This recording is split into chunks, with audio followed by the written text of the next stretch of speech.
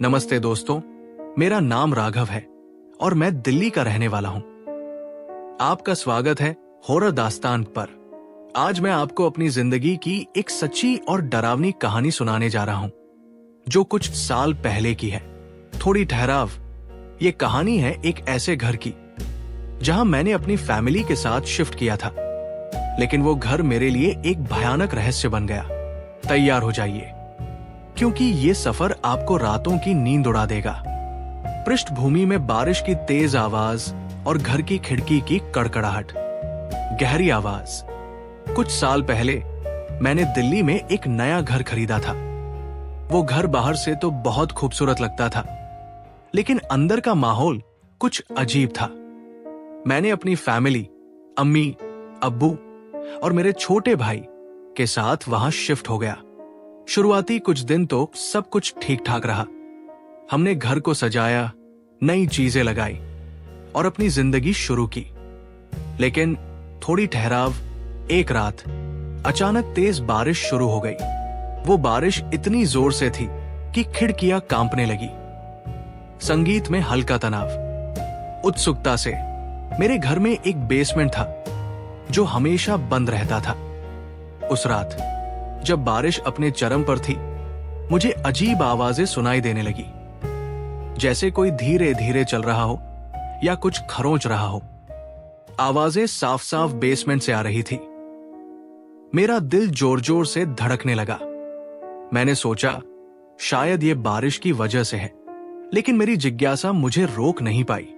थोड़ी ठहराव, मैं सीढ़ियों की ओर बढ़ा, हाथ में टॉर्च लिए।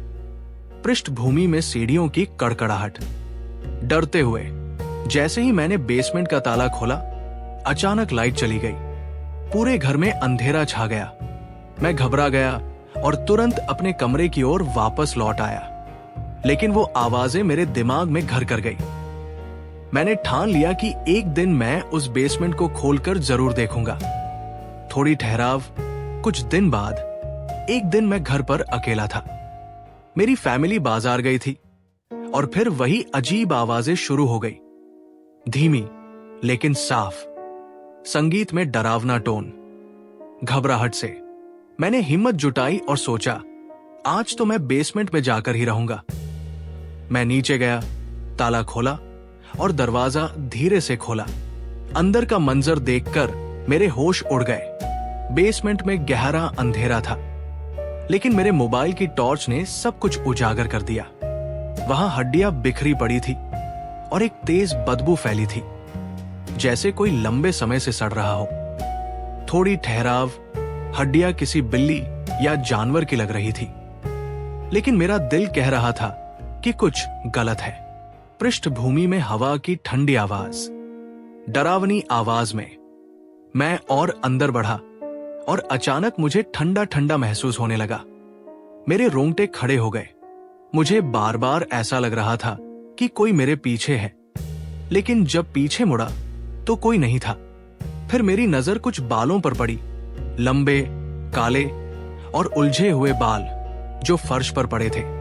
थोड़ी ठहराव, मेरे दिल की धड़कन तेज हो गई और डर धीरे धीरे मेरे अंदर घर करने लगा। संगीत में तनाव। गहरी आवाज। जैसे जैसे मैं अंदर बढ़ता गया, मुझे एक गोल दायर देखा, जैसे कोई उसे जानबूझकर बनाया हो। वो दायरा काले रंग का था और उसमें कुछ अजीब चिन्ह बने हुए थे जो मुझे समझ नहीं आए। मैं सोचने लगा, ये सब क्या है? अचानक मुझे लगा कि किसी ने मेरे कंधे पर हाथ रखा। वो हाथ ठंडा और सख्त था। थोड़ी ठहराव, मैंने घबराहट में पीछे मुड़ा, लेकिन वहां कोई नहीं था। पृष्ठभूमि में सीढ़ियों से आवाज। उत्साह से इतने में ऊपर से मेरी अम्मी की आवाज आई, राघव बेटा, कहाँ हो? मैं दौड़कर ऊपर गया और वहां अम्मी खड़ी थी।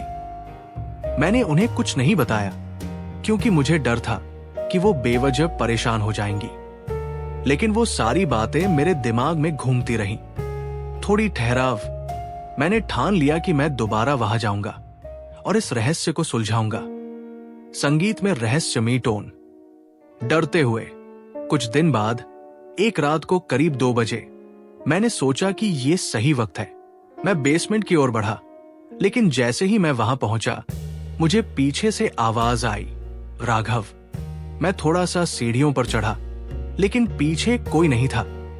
थोड़ी ठहराव, जैसे ही मैंने बेसमेंट की ओर मुंह किया, वहां से एक औरत सफेद लिबास में चढ़ती हुई दिखी। वो अपने पैरों की बजाय जानवरों की तरह सीढ़ियों पर रेंग रही थी। मेरी चीख निकल गई और मैं दौड़कर अपने कमरे में भाग गया। पृष्ठभूमि में कमरे का दरवाजा बंद होने की आवाज। घबराहट से मेरी अम्मी ने आकर पूछा, राघव बेटा, क्यों चीखे? मैंने कहा, कुछ नहीं अम्मी, बस एक चूहा था। लेकिन उस रात मुझे नींद नहीं आई। सुबह उठा तो मुझे डर की वजह से तेज बुखार हो गया था। थोड़ी ठहराव, फिर भी मैंने किसी को कुछ नहीं बताया, लेकिन वो डर मेरे दिमाग में बना रहा।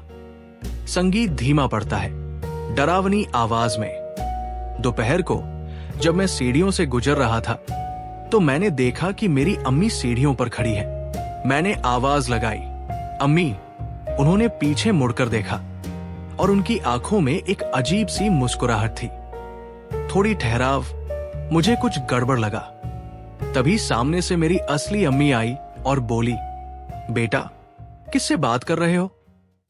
मैंने घबरा कर देखा और सीढ़ियों पर वाली औरत गायब हो गई। पृष्ठभूमि में हवा की ठंडी आवाज, गहरी आवाज। मेरी रूह कांप गई। इसका मतलब वो औरत मेरी अम्मी के रूप में मुझे धोखा दे रही थी। मैंने फैसला किया कि अब किसी तांत्रिक के पास जाऊंगा। थोड़ी ठहराव, एक दिन रात को जब सब सो रहे थे, मैं पानी पीने के लिए किचन में गया। अचानक वही औरत मुझे दिखी। वो मेरी ओर बढ़ रही थी, कहते हुए, तुमने मुझे आजाद कर दिया। मेरी जोर से चीख निकली। संगीत तेज, उत्साह से। मेरी अम्मी और अब्बू वहां आए और पूछा, बेटा, क्या हुआ? तुम कुछ दिन से बहुत अजीब व्यवहार कर रहे हो। मैं डर के मारे उन्हें सारी सच्चाई बता दिया। अगले दिन हम एक तांत्रिक के पास गए। थोड़ी ठहराव, तांत्रिक ने बताया, कुछ साल पहले इस घर में एक औरत रहती थी जो अपने शौहर के साथ थी। वो काले जादू में पारंगत थी और शैतान के वश में हो गई थी। पृष्ठभूमि में मंत्रों की आवाज, डरावनी आवाज में। तांत्रिक ने कहा, उस औरत ने शैतान के कहने पर अपने पति की हत्या कर दी और कुछ दिन बाद खुद को भी मार डाला। तब से उसकी आत्मा यहां भटक रही है और बेसमेंट में उसकी आत्मा कैद थी। जब तुमने बेसमेंट खोला तो तुमने उसे आजाद कर दिया। थोड़ी ठहराव, ये सुनकर हमने वो घर छोड़ दिया और कहीं और शिफ्ट हो गए। संगीत धीमा पड़ता है, गहरी आवाज। लेकिन क्या वो आत्मा सचमुच चली गई या वो अब भी मेरे पीछे है? थोड़ी ठहराव। दोस्तों, अगर आप चाहते हैं कि मैं इस कहानी का दूसरा पार्ट बनाऊं, तो कमेंट में बताएं। सब्सक्राइब करें, बेल आइकन दबाएं और हॉरर दास्तान के साथ डरावने सफर पर बने रहें।